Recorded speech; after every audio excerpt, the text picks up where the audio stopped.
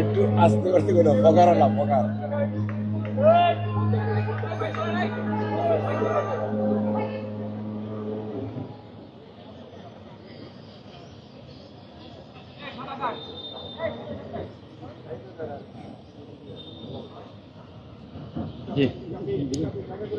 বিসমিল্লাহির রহমানির রহিম। উপস্থিত সাংবাদিক ভাই ও বোনেরা, আসসালামু আলাইকুম। আপনারা জানেন যে বাংলাদেশ জাতীয়তাবাদী দলের চেয়ারম্যান দেশনেত্রী বেগম খালেদা জিয়া, 3 বারের সাবেক প্রধানমন্ত্রী, আজকে 1 মাস প্রায় হয়ে যাচ্ছে। 23শে নভেম্বর, আজকে 19শে ডিসেম্বর যাবৎ এভার কেয়ার হসপিটালে উনি চিকিৎসাধীন আছেন। এবং আলহামদুলিল্লাহ, কালকে আপনাদেরকে আমি বলেছিলাম আপনাদের প্রশ্নের উত্তরে যে ওনার শারীরিক অবস্থা আপনাদের দোয়ায়, আল্লাহ রাব্বুল আলামিনের রহমতে ওনার শারীরিক অবস্থা যে কোনো গত 1 মাসের মধ্যে এখন বেশ স্থিতিশীল আছে। এবং উনি আজকেও ওনার একটা ছোট প্রসিডিউর করা হয়েছে ওটিতে নিয়ে, এবং সেটিও উনি অত্যন্ত সফলভাবে উনি সেটি গ্রহণ করতে পেরেছেন। অর্থাৎ প্রসিডিউরটা সুন্দরভাবে করা হয়েছে এবং উনি এখন ওনার সিসিইউতে যে ক্রিটিক্যাল কেয়ার ইউনিট, ওখানে উনি আইসিইউর যে ব্যবস্থা, সেই ব্যবস্থা সম্বলিত কেবিনে উনি চিকিৎসাধীন আছেন।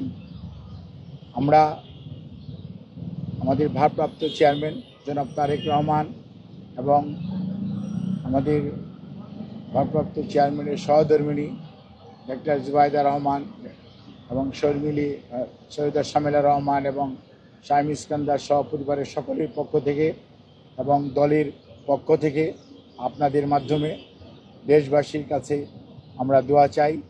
যেমন কীভাবে দেশনেত্রী বেগম খালেদা জিয়া মেডিকেল বোর্ডের অধীন যে চিকিৎসা, দেশি বিদেশি চিকিৎসকদের সমন্বয়ে গঠিত যে মেডিকেল বোর্ড, সেই মেডিকেল বোর্ডের চিকিৎসা যেভাবে উনি নিতে পারছেন, সেটি যাতে আল্লাহ রাব্বুল আলামিন ওনাকে অব্যাহত রাখার তৌফিক দান করেন এবং এখনকার যে অবস্থা আছে এই অবস্থা যাতে আরও সুস্থতার দিকে ওনাকে নিয়ে যেতে পারেন, সেই দোয়া চেয়ে আমি আমার বক্তব্য এখানে শেষ করছি। আপনাদের সবাইকে অনেক ধন্যবাদ এবং আপনাদেরকে এটুকুই বলবো যে উনি যে অবস্থায় ছিলেন, উনি মেডিকেল বোর্ডের চিকিৎসার পরিপ্রেক্ষিতে অনেকটা আগের চেয়ে বেশি ওনার অবস্থা স্থিতিশীল রয়েছে। ওনার সার্বিক সুস্থতার জন্য আপনারা সবাই দেশবাসীর কাছে আমরা দোয়া চাই আপনাদের মাধ্যমে। সবাইকে অনেক অনেক ধন্যবাদ। এই যে ম্যাডাম সিসিউর মধ্যেই, সিসিউ মানে এখানকার করোনারি কেয়ার ইউনিট না, এটা হচ্ছে ক্রিটিক্যাল কেয়ার ইউনিট। একটা কিউবিকেলস আছে এবং সেখানে উনি আইসিইউর সকল সুবিধা সম্বলিত চিকিৎসাধীন উনি আছেন এবং উনি আপনাদের বোঝার জন্য বলতে পারেন উনি আইসিইউতেই আছেন।